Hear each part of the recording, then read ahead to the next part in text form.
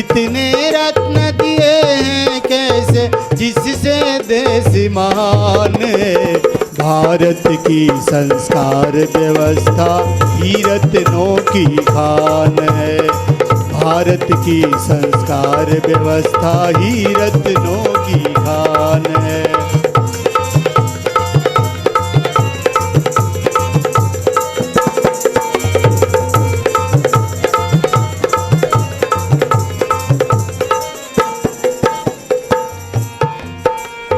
इसी खान में ध्रुव निकले थे, माँ ने उन्हें संवारा था।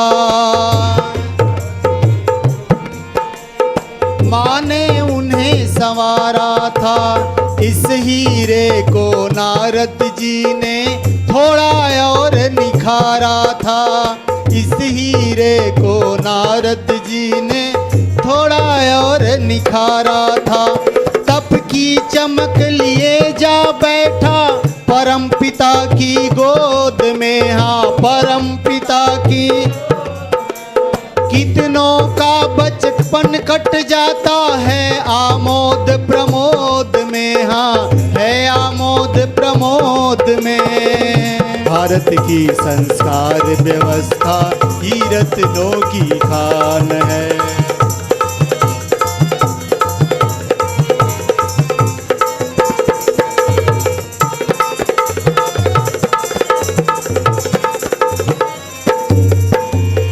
इसी खान के रत्नों के इतिहास चाव से पढ़े गए। इसी खान के रत्नों के इतिहास चाव से पढ़े गए। अध्यायों की अंगूठियों में यही नगीने जड़े गए। अध्यायों की अंगूठियों में यही नगीने जड़े गए। सजे हुए हैं यही रत्न तो जनमंगल के थाल में। हाँ, जनमंगल के दमक रहे हैं ये हीरे ही मानवता के भाल में। हाँ, इसी खान के रत्नों की तो, इसी खान के रत्नों की तो सदा निराली शान है। भारत की परिवार व्यवस्था ही रत्नों की खान है। भारत की परिवार व्यवस्था ही रत्नों की खान है।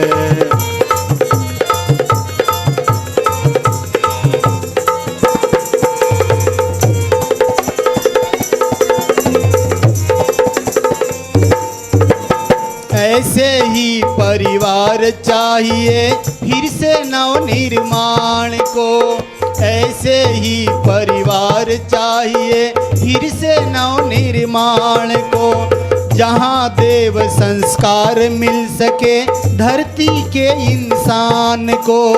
जहाँ देव संस्कार मिल सके धरती के इंसान। राम भरत का स्नेह चाहिए घर घर कलह मिटाने को। हाँ, घर घर कलह मिटाने को। दशरथ जैसा त्याग चाहिए राष्ट्र धर्म अपनाने को। हाँ, राष्ट्र धर्म अपनाने को। हो परिवार जहाँ नंदनवन, हो परिवार जहाँ नंदवन, वह भू स्वर्ग समान है। भारत की परिवार व्यवस्था ही रत्नों की खान है। भारत की परिवार व्यवस्था ही रत्नों की खान है। इतने रत्न दिए हैं कैसे, इतने रत्न दिए हैं कैसे जिससे देश महान है। भारत की परिवार व्यवस्था ही रत्नों की खान है। भारत की परिवार व्यवस्था ही रत्नों की खान है। भारत की संस्कार व्यवस्था ही रत्नों की खान है। डॉक्टर गायत्री शर्मा जी हमारे बीच में उपस्थित हैं, जो इस कार्यक्रम के कोऑर्डिनेटर भी हैं। आप डायरेक्टर जनरल रही हैं उत्तर प्रदेश जब अविभाजित था उसके स्वास्थ्य विभाग में, और पेशे से गायनिक भी हैं, स्त्री रोग विशेषज्ञ भी हैं, और एडमिनिस्ट्रेशन में भी रही हैं, तो स्वास्थ्य विभाग के माध्यम से लोगों तक विचार क्रांति के सूत्रों को आप शुरू से पहुंचाती रही हैं। तो बड़ी श्रद्धा से आपको आमंत्रित करते हैं कि जो आपकी मन की ये योजना है, गुरुजी के विचार क्रांति का ही एक स्वरूप जो हमारी संस्कार परंपरा है, और उसको हम कैसे व्यवहारिक रूप में गर्भिणी उसके परिवार तक ले जा पाएँ चिकित्सकों के माध्यम से, और उनका फिर हम उसको जो है आने वाली पीढ़ी को गढ़ सकें, इसके लिए मैं बड़ी श्रद्धा से आमंत्रित करता हूँ डॉक्टर गायत्री जी को। यहाँ पे उपस्थित सम्माननीय हमारे शांति कुंज के वरिष्ठ कार्यकर्तागण, दूर दूर से आए हुए हमारे चिकित्सकगण, और यहाँ पे रामकिशन मिशन और अन्य जगह से आए हुए मेट्रो हॉस्पिटल से के सीईओ, आप सबका यहाँ पे हार्दिक स्वागत है। एक छोटा सा विषय है गर्भ संस्कार। इसकी ज़रूरत क्यों पड़ गई? क्योंकि अभी आपने देखा सब समस्याओं की जड़ है कि इंसान की बुद्धि उलट गई है, और जो उसको करना चाहिए वो नहीं करता है, और जो सोचना चाहिए वो नहीं सोचता है। उल्टी बुद्धि हो गई, और जो अच्छाइयाँ थी उनको सबको वो भूलता चला गया। अभी आपको इसके पहले वक्ता ने बताया कि आज जो है वो बड़े आदमी तो बन गए, पैसे रुपए वाले तो बन गए, प्लेजर वाले तो बन गए, लेकिन पीस नहीं मिल पाई। बहुत साधन हो गए, लेकिन साधना के अभाव में उनको सेटिस्फैक्शन नहीं मिल रहा है। सब कुछ होते हुए भी आदमी आज जो है टेंशन से ग्रस्त है। तो जिसके कारण क्या निकला? परम पूज्य गुरुदेव ने कहा कि बड़े आदमी तो बन गए, लेकिन महान व्यक्ति नहीं बन पाया, इंसानियत का विकास नहीं हो पाया, उसके चिंतन चरित्र और व्यवहार में तब्दीली नहीं आई, क्योंकि वो अपने जो उसकी जड़ है उसको भूलता चला जा रहा है। तो इस जड़ को ठीक करने के लिए, महामानवों के उत्पादन के लिए, ये कोई स्कूल थोड़ी बनेंगे, कोई खेत में थोड़ी उत्पादन होगा। इनका उत्पादन तो घरों में ही होगा, परिवार में, जहाँ पे ये निकलते हैं।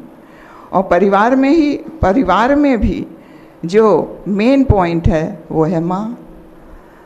तो माँ के अंदर से ये बच्चा कैसे संस्कार सीख करके आता है, ये ऋषियों ने बहुत पहले देख लिया कि बच्चे के ब्रेन में कैसे एक हार्ड वायर बन जाता है उसके कॉर्टेक्स में।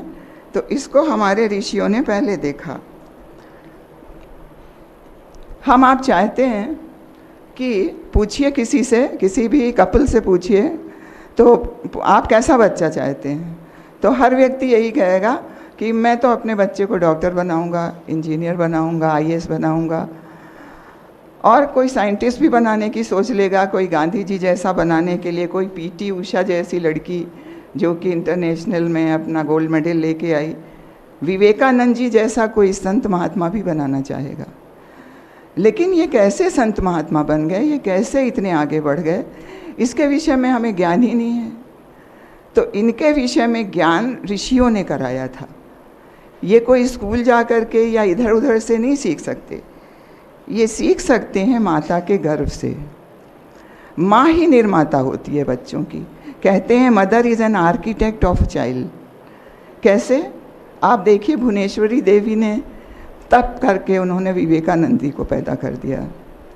रानी मदालसा थी, कहते हैं कि इन्होंने 3 अपने बच्चों को ब्रह्मज्ञानी बनाया, क्योंकि वो खुद ब्रह्मज्ञानी थी। और उन्होंने सोचा कि मेरे बच्चे जो हैं अपने जीवन के लक्ष्य को प्राप्त करें। उन्होंने वैसा ही तप किया, वैसे ही विचार किए, वैसा ही माहौल बनाया। राजा एक दिन दुखी थे, उन्होंने, रानी ने पूछा कि भाई क्या बात है, आप इतने दुखी क्यों हैं?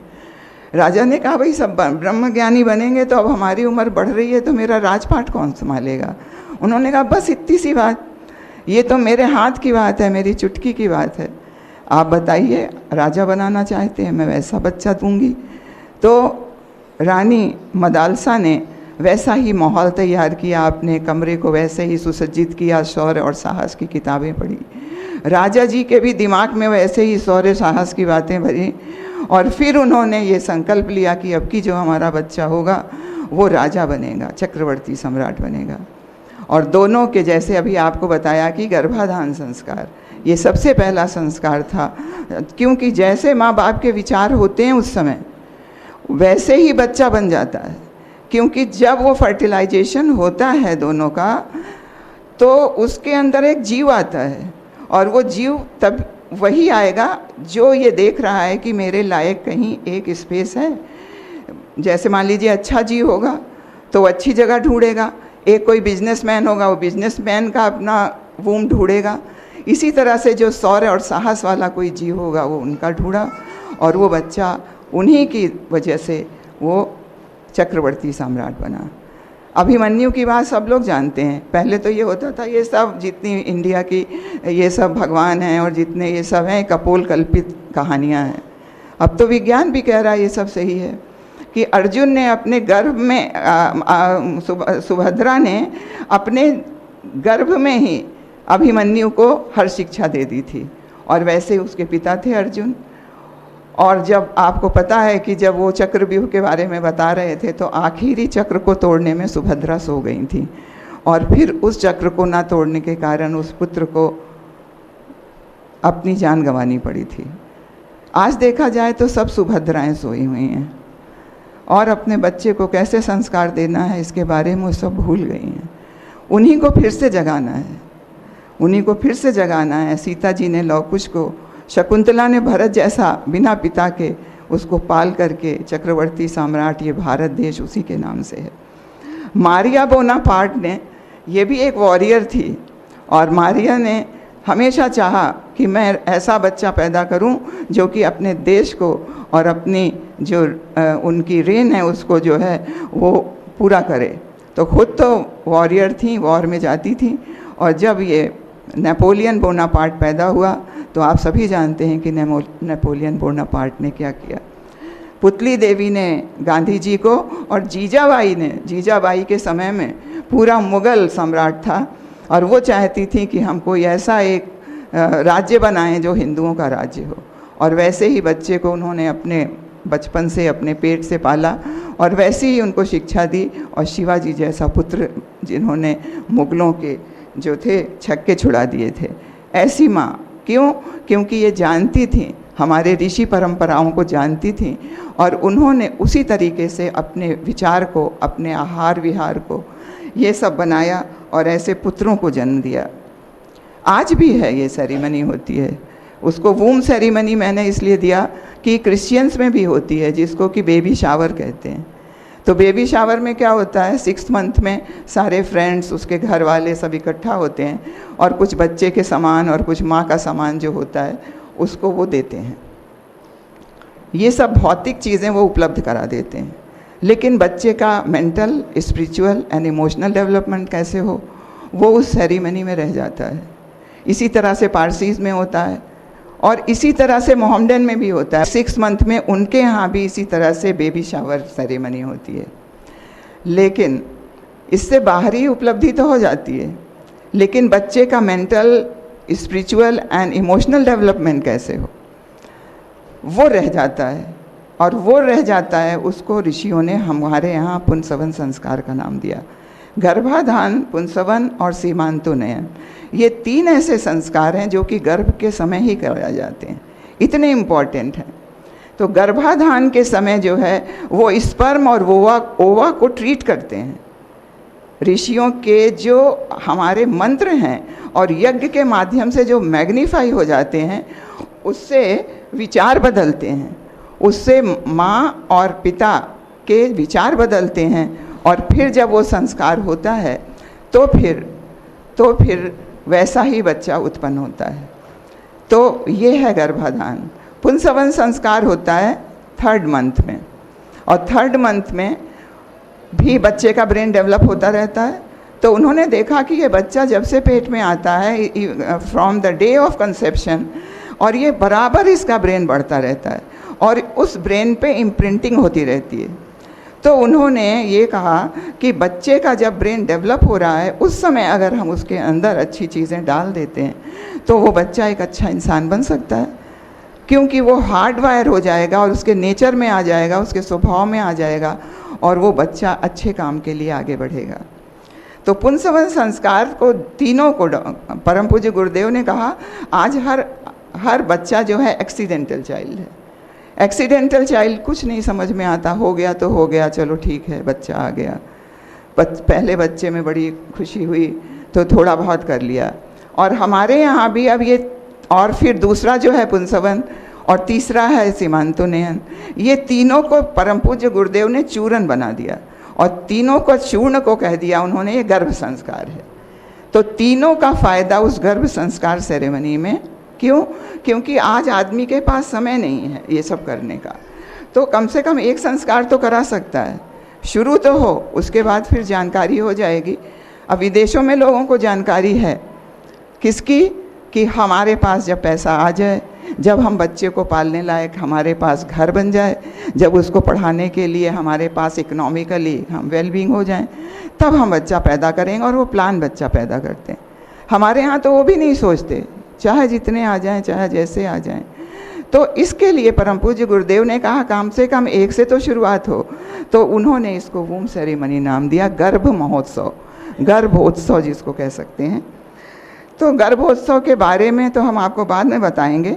अब ये गर्भोत्सव कितना वैज्ञानिक है, हमारे मेडिकल साइंस क्या कहती है, इसके बारे में हम दिखाने की आपको कोशिश करेंगे। आप सब ने पढ़ा होगा, लेकिन हम लोग भूल जाते हैं।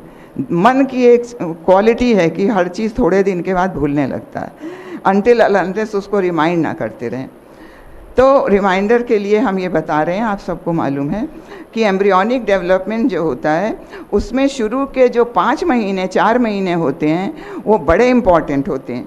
जो ये आपका ब्रेन का डेवलपमेंट हो रहा है, तो ये आप जो ऊपर नीली वाली लाइन देख रहे हैं, ये नीली वाली लाइन जो है ये ब्रेन के डेवलपमेंट की है। और आप ये देखिए कि ये 4-5 महीने के अंदर ब्रेन जो है वो 80% जो है डेवलप कर जाता है, बाकी के दिनों में वो 20% ही डेवलप करता है। तो जब ब्रेन डेवलपिंग स्टेज में होता है तो सबसे ज़्यादा उसको रिसेप्टिव पावर होती है, और वो रिसेप्टिव पावर में जो भी हम फीड करते हैं उस ब्रेन में, वो उसमें फीड होता जाता है।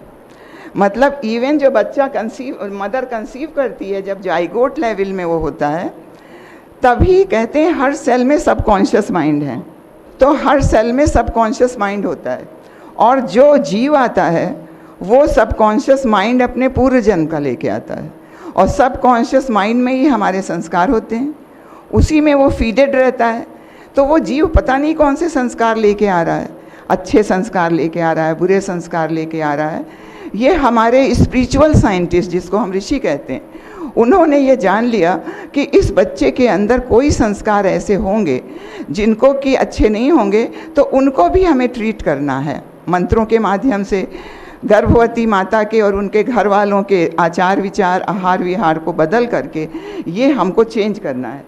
तो उन्होंने ये देखा कि जब सबकॉन्शियस माइंड शुरू से उसके पास वो धीरे धीरे और डेवलप कर रहा है, अब माँ के उसके संस्कार उसमें जा रहे हैं, फादर के संस्कार जा रहे हैं, उस माँ का जितना भी इमोशनल चेंजेस होते हैं वो सब उसमें जा रहे हैं। तो उन्होंने उसके लिए कुछ टीचिंग्स बनाई, कुछ गाइडलाइन बनाई, वही ये संस्कार हैं। वही ये संस्कार हैं कि how to achieve a child of good health, physically healthy, mentally sound and emotionally balance. तो ये बच्चा अगर हमको पैदा करना है तो हमको जन्म से ही उसको संस्कार गर्भ से ही देना पड़ेगा। अब ये फर्स्ट मंथ है। फर्स्ट मंथ में सेकेंड वीक में अभी माँ को पता भी नहीं है कि मैं प्रेग्नेंट हूँ, या थर्ड या फोर्थ वीक में, वो तो फोर्थ वीक के बाद पता चलता है, जब उसकी LMP जो है वो 1 महीने की पूरी हो जाती है, and she doesn't menstruate, then she knows that I am pregnant. हमारे यहाँ और जगह तो शायद जान जाते होंगे क्योंकि वो प्लान करते हैं। तो उसमें भी देखिए कितने डेवलपमेंट हो जाते हैं 1 महीने में। ये सेकेंड वीक में उसका बेसिक ब्रेन स्ट्रक्चर जिसको न्यूरल प्लेट कहते हैं, और थर्ड वीक में न्यूरल एक्टोडर्म बन जाती है, और फोर्थ वीक में पूरा न्यूरल ट्यूब बन जाती है। और आप सब जानते हैं कि न्यूरल ट्यूब से ब्रेन और स्पाइनल कॉर्ड बनती है। और ये ब्रेन में आपका जो वो थैलेमस हाइपोथैलेमस है, वही आपका सबकॉन्शियस माइंड है, जिसमें कि सब फीडिंग चलती रहती है। जितने इमोशनल चेंजेस होते हैं मदर में, वो सब उसके सबकॉन्शियस माइंड में फीड होते रहते हैं। ये पहले महीने की बात है। और पहले महीने में लोग सोचते हैं क्या है, अभी तो बच्चा ही नहीं आया, इधर उधर की बातें सोचते हैं, टीवी देखते हैं, पिक्चर देखते हैं, खाने में पता नहीं तामसिक गुड़ क्या क्या खाते हैं। फिर 3rd मंथ में जो आपका 2nd वीक है उसमें अब जो आपका टिश्यू, नर्वस टिश्यू है वो डिफ्रेंशिएट होने लगता है ब्रेन सेल में और नर्व सेल में। सेंसेस उसके जितने सेंसरी सेंटर्स हैं वो स्टिमुलेट हो जाते हैं, जस्ट स्टिमुलेट हो जाते हैं, और वो एनवायरनमेंट के अगेंस्ट में अपने रिफ्लेक्सेस दिखाने लगता है बच्चा। अगर एनवायरनमेंट बहुत ही ज़्यादा ख़राब है तो बच्चा उसी की तरह से अपने को बनाने लगता है। और किडनी फंक्शन करने लगती है इवन से 3rd मंथ में, और हार्मोन सिक्रीट होने लगते हैं जो कि सेक्स डिटर्मिनेशन करते हैं। ये आपके 3rd मंथ में हो जाता है। और 4th मंथ में ब्रेन सेल मल्टीप्लाई होने लगते हैं तेज़ी से, और वो 250,000 पर मिनट के हिसाब से मल्टीप्लाई करते हैं। अब सोचिए ब्रेन कितनी तेज़ी से बढ़ रहा है। अगर इसमें गलत फीडिंग हुई बच्चे को तो बच्चा क्या बन के दिखाएगा, जो आज समाज में हो रहा है यही दिखाएगा और कुछ नहीं दिखाएगा। वो साउंड, स्मेल एंड टेस्ट को जो है वो रिकॉग्नाइज करने लगता है। तो इसलिए जो आप बोलेंगे, जैसा बोलेंगे, अगर ख़राब बोलते हैं तो वो ख़राब सीखेगा, आप शालीनता से बोलते हैं तो वो शालीनता की आवाज़ सुनेगा। देन 5th मंथ में मैक्सिमम डेवलपमेंट होता है ब्रेन का, और जितने भी आपके सेंसरी सेंटर्स हैं उनका स्पेशलाइज्ड एरिया सिलेक्ट हो जाता है, और अब बच्चा जो है डिस्क्रिमिनेट करने लगता है वॉइस, स्पीच एंड लैंग्वेज। अब अगर आप बच्चे को लैंग्वेज सिखाना चाहते हैं, इंग्लिश, हिंदी, तमिल, जो भी आप, फ्रेंच, कुछ भी आप जानिए, वो आप सिखाने लगिए बच्चे को, आप उसको लगाइए उसके वूम पे, और वो बच्चा देखिए धीरे धीरे वो दूसरी लैंग्वेज भी सीखने लगेगा। क्यों? क्योंकि वो डिस्क्रिमिनेट कर सकता है बच्चा, कि फादर बोल रहा है, कि मदर बोल रही है, कि घर वाले बोल रहे हैं, कि दादी बोल रही है, सब कुछ वो अब डिस्क्रिमिनेट कर लेता है। और अगर मान लीजिए कोई शार्प साउंड, जैसे मान लीजिए तेज़ आवाज़ हुई, या किसी ने डांटा, या किसी ने ज़ोर से चिल्लाया, वो सब उसके अगेंस्ट में वो रिएक्ट करता है बच्चा, और अपने मूवमेंट को कंट्रोल करने लगता है। 6 मंथ में ब्रेन सेल जो मल्टीप्लिकेशन है उनका 5,000 per minute, and synapses are very important, क्योंकि वहीं से आपके जो हैं सारे न्यूरोट्रांसमीटर सिक्रीट होते हैं, और वहीं से इमोशंस उसके बच्चे में जाते हैं। तो सिनेप्सिस 1.8 मिलियन पर सेकेंड के हिसाब से वो मल्टीप्लाई होते हैं, और ब्रेन सेल का एक्टिवेशन शुरू हो जाता है। अब एक्टिवेट हो जाते हैं और इमोशनल सेंटर बन जाता है। 6 मंथ में इमोशनल सेंटर जो है वो डेवलप हो जाता है। अब वो प्यार, happiness, sadness and stress, everything he can recognise. तो अब सोच लीजिए कि अगर माँ दुखी रहेगी, माँ बहुत परेशान रहेगी, तो बच्चा क्या करेगा? वैसा ही बनेगा, डिप्रेस चाइल्ड, साइकेट्री में बाद में ले जाना पड़ेगा। ये एक हम दिखाना चाहते हैं आपको कि स्ट्रेस्ड बेबी कैसे होता है, कैसे मतलब वीडियो। अब तो जब से अल्ट्रासाउंड आ गया, हर चीज़ बड़ी वैज्ञानिक रूप से पूरे वर्ल्ड वाइड एक्सेप्ट की जा रही है। अब इनके माँ बाप ज़ोर से चिल्लाएंगे तो ये बच्चा भी चौंक जाएगा। कैसे ये अगर माँ बाप आपस में लड़ाई करते हैं या घर के मेंबर्स जो हैं उस लेडी को परेशान करते हैं, तो बच्चा भी स्ट्रेस में आ जाता है और सारी चीज़ उसके अंदर फीड होने लगती है। इनको देखिए, बेचारे रो रहे हैं। क्यों? क्योंकि इनकी माँ रो रही है। तो 7th मंथ में brain cell and nervous system अब फुली डेवलप हो जाता है, बस साइज़ में छोटा रहता है, साइज़ बाद में बढ़ता है। Sound and language centres are registered. अब वो बाहर की साउंड भी सुनने लगता है। बाहर जो भी आप उसको गाना सिखाएंगी, हमारे शांति कुंज के जब बच्चे पैदा होते हैं छोटे छोटे, तो मैं देखती हूँ ये सब यज्ञ रूप प्रभु हमारे जितने मंत्र हैं ये सब पढ़ने लगते हैं। क्यों? क्योंकि उनकी माँ रोज़ सुबह शाम इसको देख रही है। तो ये बच्चे इतने सोशलाइज होते हैं, चाहे जो उनके पास ले जाए। अभी हम ले लेंगे तो खुश हो जाएंगे, इतने सोशल ये बच्चे हैं क्योंकि एक बृहद परिवार में रह रहे हैं। तो ये बच्चे बाहर की साउंड सुनने लगते हैं और वो उनके सबकॉन्शियस माइंड में जो है जमा होने लगता है। इमोशनल सेंटर जो कि मेन सेंटर है, अब फाइनली ट्यून्ड हो जाता है। तो ये सब जो हैं, ये सब चीज़ें उसके अंदर जब ये होने लगती हैं, अगर इसमें हम गलत फीडिंग देंगे तो बच्चा गलत बनेगा, जब अच्छी फीडिंग देंगे बच्चा अच्छा बनेगा।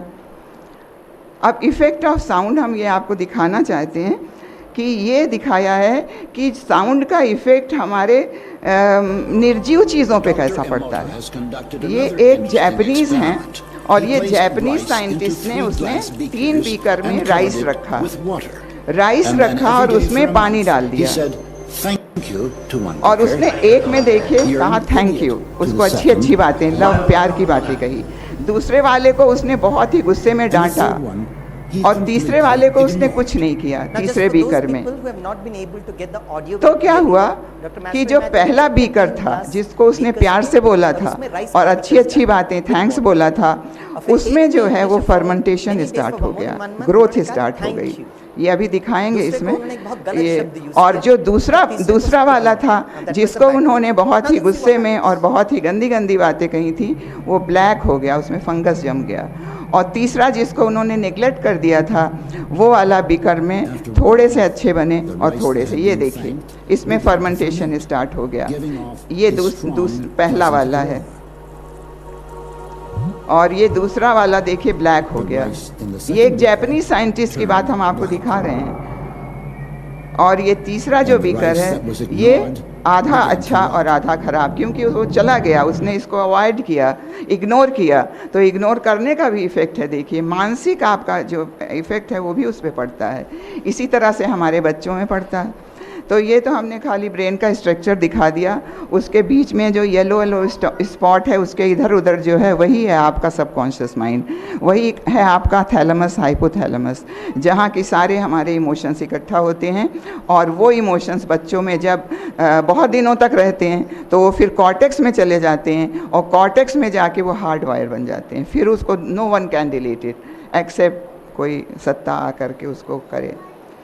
बच्चा खुश भी होता है, अगर आप खुशी से उसको अच्छे म्यूज़िक दिखाइए तो बच्चा देखिए डांस करता है, अपने वूम में वो डांस करता है, खुश होता है, उसके अच्छे हार्मोन सिक्रीट होते हैं।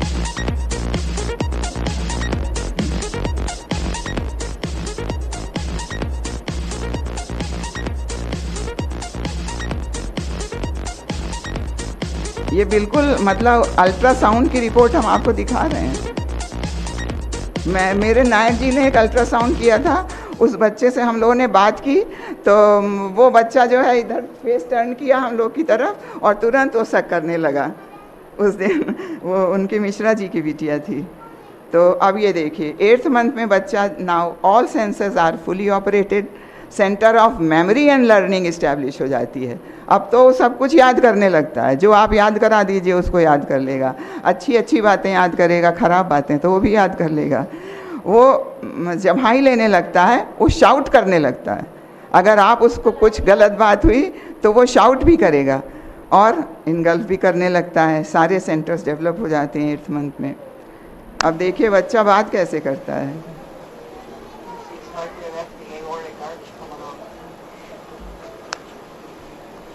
ये इनका अल्ट्रासाउंड हो रहा है मदर का, और उसका हस्बैंड और जो डॉक्टर है वो आपस में बात कर रहे हैं।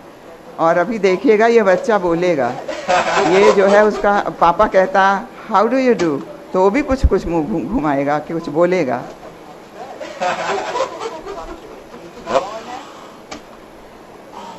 Now he is trying to speak something. देखिए मुंह हल्का हल्का चला रहा है बच्चा, देख रहे हैं। Oh, they do? Oh, wow. ये बोलता भी है बच्चा। और फिर 9 मंथ में तो उसका जो है हर लैंग्वेज को रजिस्टर करने की कैपेसिटी हो जाती है। इसके बारे में हम एक आपको स्टोरी सुनाएंगे, हमने कहीं पढ़ी थी। तो एक वो इंग्लिश कपल थे, ब्रिटिश, तो वो उनका बच्चा जब हुआ फिर उसको बच्चा कोई दूसरी लैंग्वेज बोलने लगा 4 साल या 5 साल में, क्योंकि स्कूल गोइंग था। तो भाई उन्होंने सोचा ये पता नहीं क्या बोलता है, समझ में नहीं आता ये बच्चा क्या बोल रहा है। साइकेट्रिस्ट के पास ले गए, तो साइकेट्रिस्ट ने वो लैंग्वेज जानता था। तो उसने पूछा कि आप कभी पोलैंड में रही हैं? तो उन्होंने कहा नहीं हम पोलैंड में नहीं, लेकिन मेरे ऑफिस में पुलिस काम करते थे। तो उन्होंने कहा ये पोलिश बोल रहा है। अब सोचिए उस बच्चे ने रजिस्टर कर लिया और उसको स्टिमुलस कहाँ से मिला, उसके क्लास में एक पोलिश बच्चा आ गया, बस उस स्टिमुलस मिल गया, उसको याद आने लगा। तो ब्रेन में हर चीज़ रहती है बच्चे की मुंह से, और वो चीज़ जहाँ स्टिमुलस मिलता है, उसकी अच्छाई मिली तो अच्छाई में बढ़ गया, बुराई मिली तो बुराई में बढ़ जाता है। इसलिए ये हम लोग को ध्यान देने की बात है। उसके बाद ब्रेन इंक्रीज़ करता है साइज़ में और इन्फॉर्मेशन स्टोर करने लगता है, सारी इन्फॉर्मेशन स्टोर हो जाती है उनके अंदर। अब ये होता कैसे है, हम कुछ लोग जो डॉक्टर्स नहीं हो सोच रहे होंगे कि ये जो ब्रेन से नर्व्स निकलती हैं उससे होता है, उससे नहीं होता। ये जब ब्रेन से जो नर्व्स निकलती हैं उनके दो नर्व के बीच में एक साइनेप्सिस होती है, जो हमने कहा कि 1,80,000 जो है वो मिलियन पर सेकंड के हिसाब से बढ़ती है। वो साइनेप्सिस पे क्या होता है, न्यूरोट्रांसमीटर्स, आप देखिए इमोशंस से न्यूरो जो हैं केमिकल्स, वो न्यूरोपेप्टाइड्स जो हैं सिक्रीट होते हैं, और ये न्यूरोपेप्टाइड्स मदर से ये जो होते हैं उसकी ब्लड से बच्चे के ब्लड में चले जाते हैं, और बच्चे के ब्लड से वो फिर हाइपोथैलेमस थैलेमस में जाते हैं, और वहाँ जैसा इमोशंस होता है वो धीरे धीरे कॉर्टेक्स में फीड होने लगता है।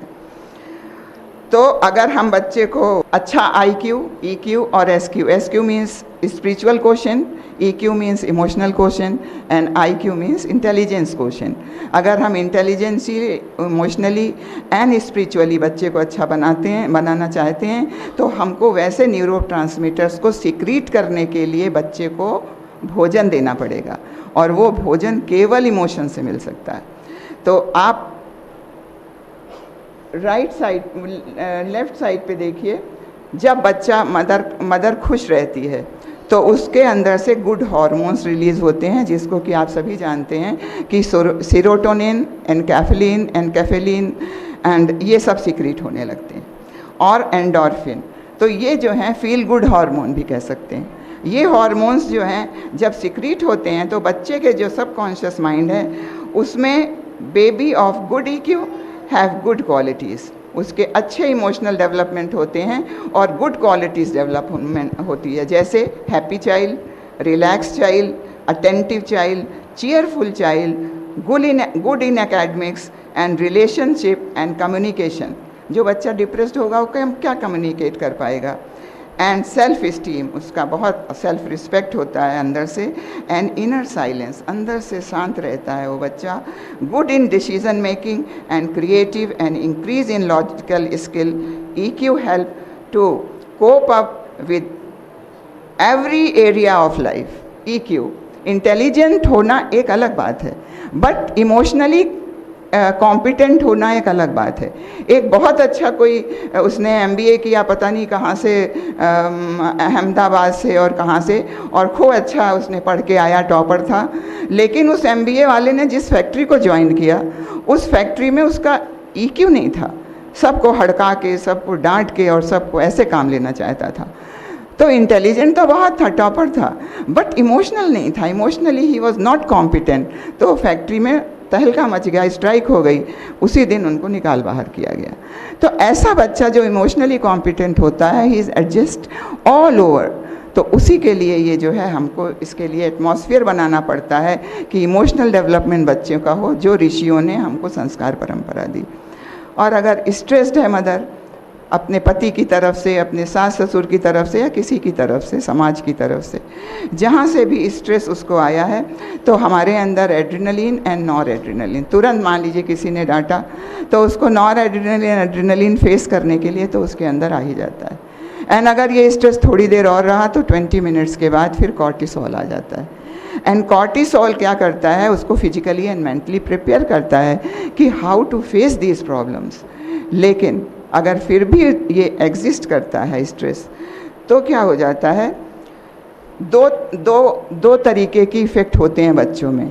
एक तो ये एड्रेनलिन, नॉर एड्रेनलिन और कॉर्टिसोल क्या करता है कि ये ब्लड सप्लाई कम कर देता है बच्चों में, और ब्लड सप्लाई कंस्ट्रिक्ट कर जाती है तो बच्चे का IUGR हो जाता है, इंट्रायूट्राइन ग्रोथ रिटार्डेशन, जिसको आप लोग कहते हैं, लो बर्थ वेट में भी हो जाता है।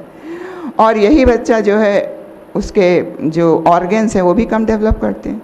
तो लो बर्थ वेट बेटी और जिसका ऑर्गन्स कम डेवलप हुए उसको दुनिया भर की बीमारी होती है, बच्चा कॉम्पिटेंट ही नहीं रह जाता। और दूसरी बात, अगर उसके अंदर सेरोटोनिन कम है और ये वाले हार्मोन्स हैं, तो वो बच्चा जो होता है वो फसी बेबी होगा और हाइपर एक्टिव चाइल्ड होगा, एंड हमेशा दर्द, कॉलिकी पेन एंड विड्रॉल, दुनिया से विड्रॉल, डिप्रेस्ड चाइल्ड होगा, क्राइंग, हमेशा रोता रहेगा, एग्रेसिव, गुस्से वाला, एंड बिहेवियर डिसऑर्डर। और फिर उसको अंत में हम साइकेट्रिस्ट के पास ले जाते हैं। गलती किसकी है? घर वालों की, माँ बाप की। उनकी गलती को बच्चा सफ़र कर रहा है, दैट दे डिडंट रियलाइज। तो इधर दिखाया है कि EQ is more important than IQ because IQ has no guarantee to for successful life. इसके अलावा बेस्ट टाइम जो होता है EQ को डेवलप करने का before conception to 3 to 5 years। इसके बाद आप बच्चे के जो भी सिखाते रहें वो उसके अंदर जो फीड हो गया है वही निकलेगा। तो इसलिए बेस्ट होता है। और ये जो होता है इमोशनल क्वेश्चन, ये डिपेंड करता है कि मदर का इमोशनल प्रभाव कितना है, which depends on the emotional state of the mother. अगर इमोशनल स्टेट गड़बड़ है तो बच्चे को गड़बड़ होगा। तो इस तरह से ये दिखाया है। और ये साइनेप्सिस एंड आपके जो डेंड्राइट्स हैं, डेंड्राइट मीन्स ब्रेन, जो कि हमारा इंटेलिजेंस और जो मेमोरी और ये सब करता है, डिसाइड करता है, ये जो हैं ये हमारा 2 years तक डेवलप कर जाता है मैक्सिमम। तो अगर हम 2 साल या 3 साल या 5 साल ले लीजिए, अगर बच्चे को ये समझ के कि अभी छोटा है, इसको क्या सिखाना है, हम लोग अभी भी कहते हैं बच्चे को क्या इतना बड़ा बस्ता देना है KG में। अरे KG का बच्चा 2.5 साल का तो होगा ही, तो उसको जितना आप सिखाएंगे रिसेप्टिव पावर्स, क्योंकि जितने भी उसके सिनेप्सिस हैं और जितने न्यूरॉन्स हैं और जितने डेंड्राइट्स हैं, ये उस समय एक एडल्ट से ज़्यादा होते हैं और रिसेप्टिव पावर्स बहुत होती है। उनको जो सिखाइए, आप देखिए बच्चों को जो आप सिखा दीजिए वो कभी नहीं भूलता। जो बचपन में हम लोगों ने टेबल्स और ये सब पढ़े थे वो अभी तक याद हैं। क्यों? क्योंकि उस समय रिसेप्टिव पावर थी। और अगर हम लोग नहीं करेंगे, जैसे गांव की बच्चियाँ माताएं होती हैं, उसको कह के छोटा है छोड़ दिया, फिर उसको गाय चराने भेज दिया, ना उसको पढ़ाया लिखाया, लड़कियों को स्पेशली, तो वो माता कैसे, गुरुदेव ने लिखा है माता ही हो यदि अज्ञान तो बच्चे कैसे बने महान। तो इसको हर आदमी को, चाहे छोटा है चाहे बड़ा, इसको रियलाइज़ करना चाहिए। अगर हम उस न्यूरॉन्स को, सिनेप्सिस को यूज़ नहीं कराते बच्चे के, तो वो अपने आप धीरे धीरे जो होता है वो वीडिंग आउट शुरू हो जाती है और उसमें बहुत से ये जो न्यूरॉन्स हैं वो वीड आउट हो जाते हैं, सिनेप्सिस वीड आउट हो जाती हैं। तब फिर क्या है, तब हार्डवायर बन गया, फिर आप सिखाते रहिए ज़िंदगी में चाहे जो करिए। एक्सपीरियंस ऑफ ग्रोइंग ब्रेन, जो ग्रोइंग ब्रेन का एक्सपीरियंस है, that determine the character and personality of one's whole life. और ये तभी बनता है जबकि वो माँ के घर में रहता है। Software of computer can be deleted but software of brain is difficult to delete. इतना कठिन है, कंप्यूटर कहते हैं लोग, but it is very difficult to delete it. Brain require programming which start during conception. Programming चाहता है, आपका computer programming चाहता है, और ये भी most brain develop in early 3 years। तो ये हमको देखना पड़ेगा। तो अगर पुअर न्यूट्रिशन है then it will be a under growth child and उसको अंडर डेवलप होंगे। तो कई डिजीज़ों की रूट जो है वो उसी समय बन जाती है, जैसे ब्लड प्रेशर की, हार्ट डिजीज़, कैंसर, हाइपरटेंशन, ये सारे, और जो साइकेट्री के पेशेंट हैं, ये सारी की रूट उसी समय बन जाती है। तो इसलिए हम लोग के उसकी डाइट के ऊपर भी। अब गुड पेरेंटिंग के लिए, अच्छा बच्चा पैदा हो, इसके लिए हमें क्या करना चाहिए? Provide a healthy, happy and spiritual environment, जो कि उसके घर वालों को और उसके बच्चे को, उसके पति को देना है, उसके समाज को देना है। तो ये हेल्दी एनवायरनमेंट जब तक बच्चे को मदर के थ्रू नहीं मिलेगा, तो ये एक बड़ी भारी रिस्पॉन्सिबिलिटी उनके घर वालों की है। और मदर की रिस्पॉन्सिबिलिटी है to give positive emotions by reading good books, loving the baby. अगर आप बच्चे को प्यार करेंगे, वो हमने बताया कि उस बच्चे से हम लोगों ने बोला तो थम्स अप करने लगा, वो सुन रहा है सब। आप प्यार से बोलेंगे, कहो कैसे हो, हम लोग तुम्हारा इंतज़ार कर रहे हैं, जल्दी निकलो, तो ऐसी सब बातें वो सुनता रहता है। तो उसकी जो है और अच्छी अच्छी बातें करके, उसका फादर अच्छी अच्छी बात करके, अच्छी अच्छी बातें सिखा करके, म्यूज़िक सुना करके, एक आस्तिक एनवायरनमेंट बना करके, एक स्पिरिचुअल एनवायरनमेंट बना करके उस बच्चे मदर को उसकी रिस्पॉन्सिबिलिटी। एक बच्चा कह रहा है, baby says my brain is still developing, please love me, protect me, praise me, read to me, sing to me, love me, make me safe so that I will grow up to be a happy person with great personality। बच्चा कह रहा है। तो सोचिए हम लोग की कितनी बड़ी रिस्पॉन्सिबिलिटी है। अब ये हम लोग का क्या काम है, डॉक्टर्स का। पुंसवन संस्कार हम आपको बताएंगे जो जिसका क्या अर्थ है। तो हम लोग का ये है कि पुंसवन संस्कार ऐसी चीज़ है जिसके माध्यम से हम घर वालों को और वो प्रेग्नेंट लेडी को ये बताना चाहते हैं कि आपको क्या सोचना है, आपका आचार विचार कैसा होना चाहिए, आपका आहार विहार कैसा होना चाहिए। और ये क्लिप्स दिखा करके, ये जो आपको दिखाई, ये क्लिप्स दिखा के हम लोग यहाँ पे जो घर के लोग आते हैं उनको दिखाते हैं और उनको कहते हैं कि देखिए ये आपकी वजह से ये बच्चा अच्छा बनेगा और आपकी वजह से। तो बहुत ट्रिमेंडस चेंजेस आ रहे हैं यहाँ घर में, एक दूसरे को जो व्यवहार है वो बदल रहा है। तो इसलिए पुंसवन संस्कार को, जिसको कि हम लोग गर्भ सेरेमनी भी कहते हैं, तो उसका नाम दे दिया क्योंकि क्रिश्चियंस भी मनाते हैं, सब मनाते हैं, तो वो भी इस चीज़ को रियलाइज़ करें। इसलिए एक हम लोग को कॉमन नेम देना चाहिए। और कॉमन नेम वूम सेरेमनी से क्या होगा कि वूम सेरेमनी से इसका अर्थ ये है कि बच्चे में जो कुसंस्कार आ रहे हैं, उसके सबकॉन्शियस माइंड में जो कंसेप्शन के समय सबकॉन्शियस माइंड में फीडेड गलत संस्कार आ रहे हैं, उनको रेक्टिफाई करना और रेक्टिफाई करके उनको अच्छे विचार उनके अंदर डाल देना, ये हमारा पुंसवन संस्कार का पहला वो है। और दूसरा, उनके घर वालों को और उसकी प्रेग्नेंट लेडी को उसकी रिस्पॉन्सिबिलिटी बताना कि तुम कैसे अपने बच्चे को अच्छा बनाओगी। सबसे पहला क्रम इसमें होता है, कुछ मेडिसिन्स होती हैं जैसे वो बरगद, गिलोय और पीपल। बरगद, गिलोय और पीपल को पीस करके और उसका बना करके चटनी जैसा वो माँ को सूंघने के लिए देते हैं और उसको बताते हैं। वो ये नहीं है कि भाई मेडिसिन है सूंघ लो और उसके बाद सूंघा और फिर ख़त्म। उसको समझाते हैं कि भाई इसमें बरगद क्यों है।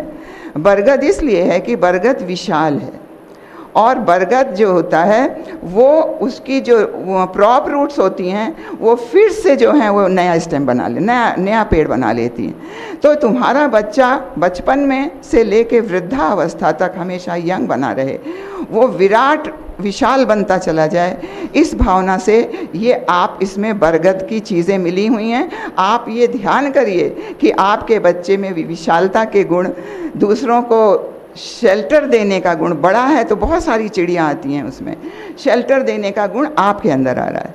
गिलोय क्या होती है? गिलोय हमेशा ऊपर चढ़ती है। तो आप ये ध्यान करिए कि आपका बच्चा हमेशा ऊंचा सोचेगा, ऊंचा करेगा, अपने बहुत बढ़ेगा, ये भावना करिए। और ये मेडिसिन भी है। कौन सी मेडिसिन है? गिलोय। गिलोय जो है वो एंटीसेप्टिक भी है और ये जो होता है ये इम्यूनिटी इंक्रीज करता है। तो आप ये सोचिए कि खाली फिजिकल बॉडी को थोड़ी ना हेल्दी बनाना है, मेंटल हेल्थ भी तो चाहिए। तो फिजिकल बॉडी को अच्छा बनाने के लिए आप अच्छा खाएंगी, सात्विक खाएंगी, समय से खाएंगी और आप उसको संस्कारित करके खाएंगी, ये भावना करिए। और ये भावना वो मदर करती है, उसको समझाया जाता है। और पीपल किस लिए होता है? पीपल कहते हैं देव योनि है, इसमें कोई देवता निवास करते। देव मतलब देने वाला, लेवता मतलब लेने वाला। तो देवता बड़ा होता है, लेने वाला तो वो दूसरे वाले होते हैं। तो इसलिए पीपल को जो है कोप लें कि आपका बच्चा परमार्थी बने, स्वार्थी ना बने। आज जो दुनिया भर में लड़ाई चल रही है और दुनिया भर में जो भ्रष्टाचार, अनाचार, पापाचार, अत्याचार है, ये केवल स्वार्थ के कारण है। तो परमार्थ की भावना हमारे बच्चे में आए, इस भावना से वो उसको सूंघती है और सूंघ करके तेज़ी से सूंघ करके थोड़ी देर बैठती है कि इन क्वालिटीज़ को हम इम्बाइब कर रहे हैं और वो क्वालिटीज़ हमारे बच्चे में आ रही हैं। इस भावना से हम उनको समझाते हैं। तो इस तरह से इसमें एक है। दूसरा, गर्भ पूजन। हम सोचते हैं कि बच्चा पेट में आ गया, ये मेरी प्रॉपर्टी है, हम चाहे जो करेंगे, चाहे जैसा करेंगे, वो मेरा बच्चा है, आप कुछ नहीं करना है। तो ये बात गलत है। हमारे ऋषियों ने कहा जो बच्चा आ रहा है वो भगवान का अतिथि है। आपके घर में कोई अतिथि आ जाता है तो आप आपस में लड़ने तो नहीं लगते, आप बड़ी शालीनता से उनको बिठालते हैं। कोई बड़ा वीआईपी आ रहा है तो घर का ड्राइंग रूम वगैरह साफ़ करते हैं। तो जब किसी एक ऐसे अतिथि के आने के लिए आप इतनी तैयारी करते हैं, तो भगवान का अतिथि आपके घर में आ रहा है तो आप कैसी तैयारी करेंगे? भगवान के अतिथि के सामने ना तो आपको गुस्सा होना है, आपको शालीनता का व्यवहार करना है, आपको शरीर और मानसिक रूप से उसको अच्छा बनाने का प्रयास करना है। तो इसलिए ईश्वर का राजकुमार के समान सम्मान उसका मिले, इस भावना से माँ जो है वो गर्भ पूजन करती है। वो भावना उसके अंदर क्रिएट की जाती है कि तुम्हारे गर्भ में ईश्वर का गिफ्ट आ रहा है।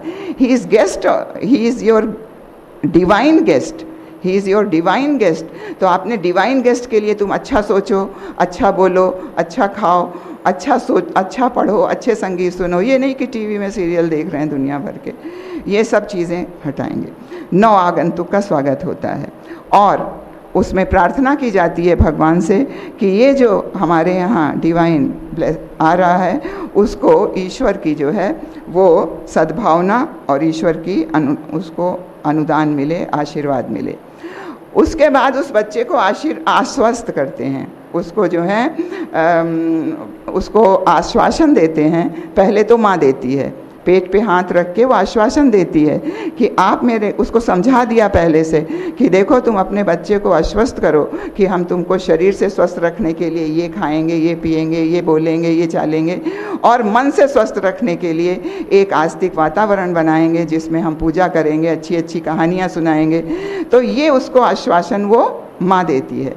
और फिर सब घर वाले उसकी तरफ हाथ करके आश्वासन देते हैं कि आप मेरे यहाँ आ रहे हैं तो आप जिस स्थान से आ रहे हैं, जिस जगह आप हैं उसको अच्छा, मतलब मदर का वूम, मदर के सेंटीमेंट्स को अच्छा बनाने के लिए, उसको happy, healthy and emotional development अच्छा हो, उसके लिए हम लोग भी प्रयास करेंगे और 9th मंथ तक प्रयास करेंगे। क्योंकि जैसी डाई होती है वैसा ही खिलौना बनता है, तो जैसी उनके घर की डाई होगी वैसा ही बच्चा बनेगा। तो सोचिए किसी ने एक बार संकल्प कर लिया कि हम 9 महीने तक गुस्सा नहीं करेंगे, हम 9 महीने तक तमोगुणी खाना नहीं खाएंगे। तमोगुणी मतलब प्याज, लहसुन, मीट, मछली, शराब। तो कौन खाता था? ये खाता था, ये गीता में आती है एक स्टोरी, भगवान कृष्ण ने कही है। तमोगुणी खाना खाता था कुंभकर्ण, और रजोगुणी जिसमें बहुत सी तली भुनी चीज़ें हैं, खूब सारी पूड़ी कचौड़ी और दुनिया भर की चीज़ एक थाली में, बहुत सारी कटोरी हैं, वो खाता था रावण। और जो सतोगुणी खाना था, दाल चावल रोटी सब्जी फल फूल दूध, ये खाता था विभीषण। तो आप सोचिए तीनों में कितना डिफरेंस था। तो आप कैसा बच्चा चाहती हैं, उसको समझाया जाता है। तो कोई नहीं कहेगा हम कुंभकर्ण और रावण चाहते हैं, तो आप खाना सतोगुणी खाइए तो वो सतोगुणी खाना, तो इसका सब बताएंगे।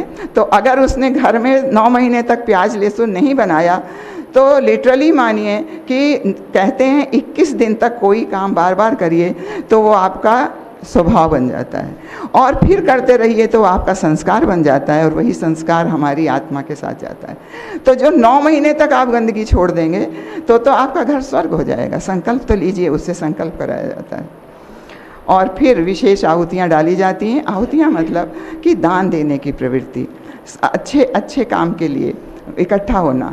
और क्योंकि अग्नि के साक्षी में मंत्र पढ़े जाते हैं, तो कहते हैं साउंड वाइब्रेशंस जब अग्नि के सामने पढ़े जाते हैं तो मैग्नीफाई हो जाता है। जैसे आप एक मिर्चा डालिए तो उसका वैसे तो नहीं महकता, लेकिन जब उसको आग में डाल दीजिए तो मैग्नीफाई और सब छींकने लगते हैं। इसी तरह से जो मंत्र पढ़े जाते हैं वो मैग्नीफाई हो जाते हैं, और वो बच्चे के मेंटल और इमोशनल डेवलपमेंट में और स्पिरिचुअल डेवलपमेंट में मदद करते हैं। वो बच्चे के सबकॉन्शियस माइंड में फीड हो जाता है। इसलिए ये आहुति डालते हैं। और दूध घी की आहुति डालते हैं। दूध घी क्यों? क्योंकि ये स्नेह, प्रेम, स्नेह, ममता का प्रतीक है। तो ये गुण भी बच्चे में आए, इसलिए जो है ये विशेष आहुतियाँ डाली जाती हैं। और उसके बाद खीर खिलाई जाती है। मतलब आपका खाना ऐसा हो, आपका खाना सतोगुणी हो, ये इसका मतलब यही होता है। जैसा खाए अन्न वैसा बने मन। अगर आप घूस की कमाई खाएंगे, अगर हम और आप गलत कमाई का पैसा घर में लाएंगे, अगर हम गलत तरीके से किसी तरह से इधर उधर परेशान करके लाएंगे, तो जैसा खाए अन्न वैसा बने मन। क्यों? क्योंकि जैसे हमारे 3 शरीर हैं, आप लोग तो नहीं, स्वामी जी जानते होंगे कि 3 शरीर में स्थूल, सूक्ष्म और कारण शरीर है। इसी तरह से अनाज के भी 3 शरीर होते हैं।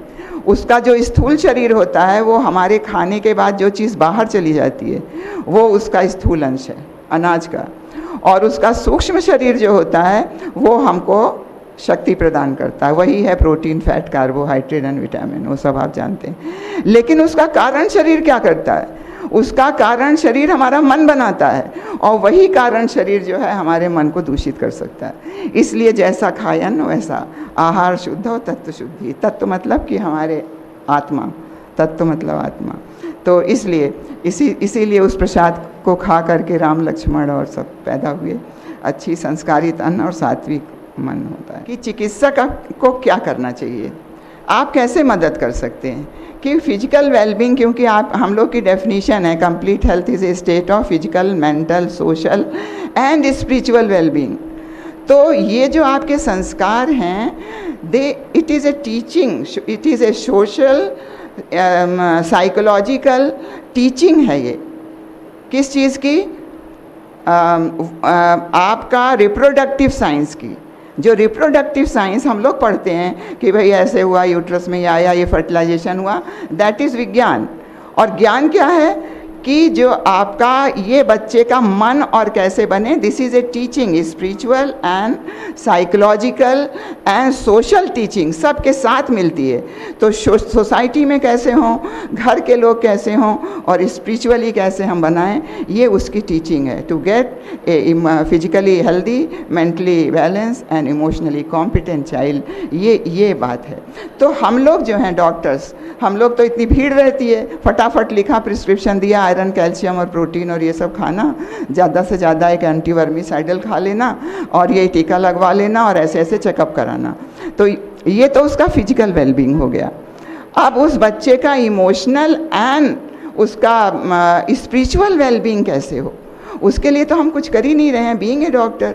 तो हम लोग ये चाहते हैं कि जो आप प्रिस्क्रिप्शन लिखते हैं उसके लिए वो बैग है, उसके लिए हम लोगों ने यहाँ पे एक आपके प्रिस्क्रिप्शन के साथ, जो आप एक मेडिकल प्रिस्क्रिप्शन देते हैं उसके साथ आप ये जो है ये स्पिरिचुअल वेलबींग का प्रिस्क्रिप्शन है, तो ये प्रिस्क्रिप्शन आप उसके साथ लगा दीजिए। ये तो इसमें कुछ नहीं लिखा है कि आप अच्छा बच्चा चाहती हैं तो आप जो है शांति कुंज हरिद्वार जा करके, या तो आपके यहाँ अगर कोई मतलब आपके यहाँ अगर स्पेस है, अब स्वामी जी के यहाँ तो बहुत स्पेस है, ये वहाँ पे सामूहिक संस्कार करा सकते हैं गर्भवती महिलाओं का, और जिनके यहाँ डॉक्टर्स के अपने यहाँ स्पेस है आप करा सकते हैं। अगर नहीं है तो आप इसको दे दीजिए, अगर वो कोई भी लेडी इसको पढ़ करके ये सोचेगी कि हमको ये संस्कार कराना चाहिए।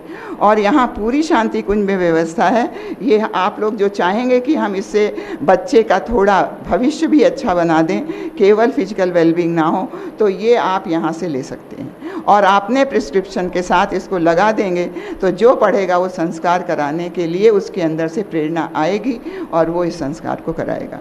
इसके अलावा ये बनाया, इसमें जल्दी में वो नहीं लगा पाए हैं ये लोग, हैंगर है, तो ये हैंगर जहाँ आपका रिसेप्शन है वहाँ आप लगा सकते हैं।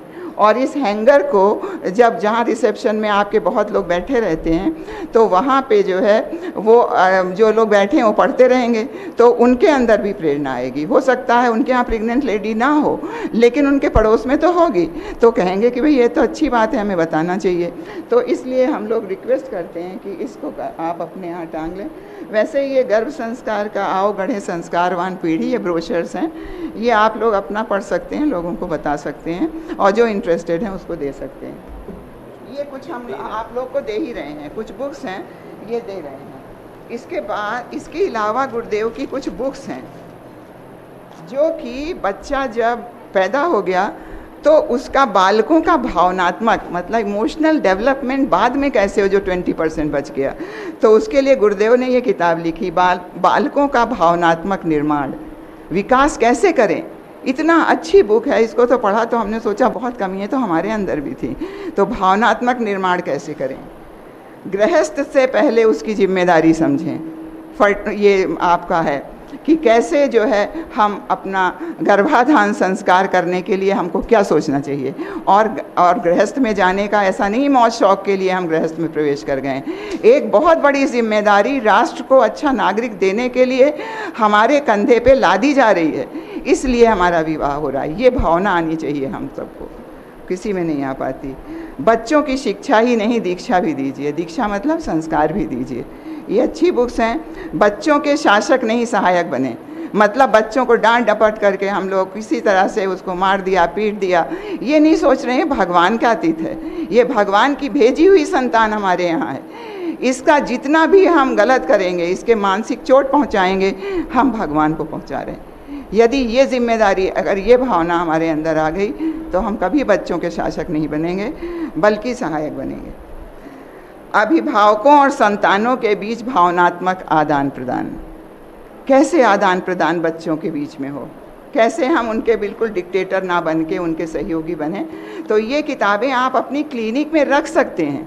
अपनी क्लिनिक में जहाँ आपका रिसेप्शन है वहाँ रख सकते हैं। और इन किताबों को जब लोग पढ़ेंगे तो वो लेना भी चाहेंगे, तो लेने के लिए व्यवस्था आपके यहाँ बना दी जाएगी, अगर आप इंटरेस्टेड होंगे। तो इस तरह से आप क्या कर सकते हैं कि गर्भ संस्कार हेतु गर्भणी को प्रेरित करें। प्रेरित कैसे करें, बस आपने एक प्रिस्क्रिप्शन, इतना टाइम तो होता नहीं कि आप प्रेरित करें। इन्हीं सब बातों से आप अपने आप प्रेरित करेंगे, क्योंकि आपने दिया, अब वो आपकी बात मानेगी। क्योंकि हमसे गुरुदेव ने कहा, बेटे हमारे यहाँ से ज्ञान रथ चलाने का एक वो चला था आंदोलन, तो ज्ञान रथ में गुरुदेव के साहित्य रख के हम लोग चलाते थे। तो हम सुल्तानपुर में पोस्टेड थे, तो ज्ञान रथ लेके शाम को जब हम खाली रहते थे, जिस दिन इमरजेंसी नहीं रहती थी, तो हम और 2-4 बहनें और एक लड़के को लेके वो ज्ञान रथ लेके निकलते थे और खड़े हो जाते थे। और उसमें जो है वो माइक से बोलता रहता था, तो बहुत से लोग खरीदते थे। फिर आए, गुरुदेव ने कहा कि बेटा तो तुमने क्या क्या किया। तो हमने कहा, गुरुदेव हमने ज्ञान रथ लिया, उसको हम लोग चलाते हैं, ऐसे करते थे। तो ज्ञान रथ मत चला, वहाँ और लोगों को भेज दे। तुमको क्या करना है, तुमको वहाँ जा कर के डीएम से मिलना है, वहाँ उनके क्लब में मिलना है, और वहाँ जाके उनको बताओ। भेड़ के पीछे जो आगे की लीडर होता है, उसके पीछे सब चलते हैं, तो तुम लीडर को पकड़ो। तो आप कौन है, लीडर हैं। आपकी बात वो ऐसा मानेगी, आप कहेंगे कि देखो शरीर को स्वस्थ रखने के लिए तो हमने बता दिया। अब तुम्हारा बच्चा मानसिक रोगी ना बने, तुम्हारा बच्चा क्रूएल ना बने, तुम्हारा बच्चा बहुत अच्छा इंसान बने, उसके लिए तुम ये करा सकती हो। बस कुछ नहीं बोलना। वहाँ टांग दिया, ये किताबें रख दी अपने आप। गुरुदेव ने कहा कि बेटी तुम ऐसा करो कि तुम कहीं मत जाओ, अपने यहाँ जो पेशेंट देखती हो तुम अपने यहाँ किताबें रख लो। और जब वो आए तो तब तो प्राइवेट प्रैक्टिस अलाउड थी, तो उन्होंने कहा कि उसके साथ ये किताब दे दो, और अगली बार आए तो कह दो हम पूछेंगे तुमने क्या पढ़ा। तो उससे क्या है, वो किताब ही नहीं ले जाएगी, वो चिंतन करेगी, मनन करेगी और आकर के आपको बताएगी। तो इसी तरह से बढ़ता गया काम और अच्छा हो गया। तो आप लोग को कुछ नहीं करना है, केवल उसको पकड़ा देना थोड़ी बहुत। और अपने यहाँ जहाँ भी आपकी क्लिनिक है, हॉस्पिटल है, वहाँ पे गर्भ संस्कार का अगर आयोजन करा सकती हैं तो करा लेना चाहिए। और हमारे यहाँ तो रोज़ सुबह 5:30 बजे जो है ये गर्भ संस्कार होता है। सब संस्कार होते हैं, मुंडन, पुंसवन, यज्ञोपवीत, और ये सब सुबह ही होते हैं। लेकिन अगर आपके पेशेंट आना चाहेंगे तो इसमें हमने ये लिखा है, हमारी महिला मंडल की बहनों ने बताया है कि 10 बजे का ठीक रहेगा। तो जितने हैं उसमें लिखा हुआ है, तो ज़्यादा से ज़्यादा जो लेडीज़ आएंगी उनको सामूहिक रूप से एक क्लिप दिखा करके और ये हम लोग करा सकते हैं यहाँ पे।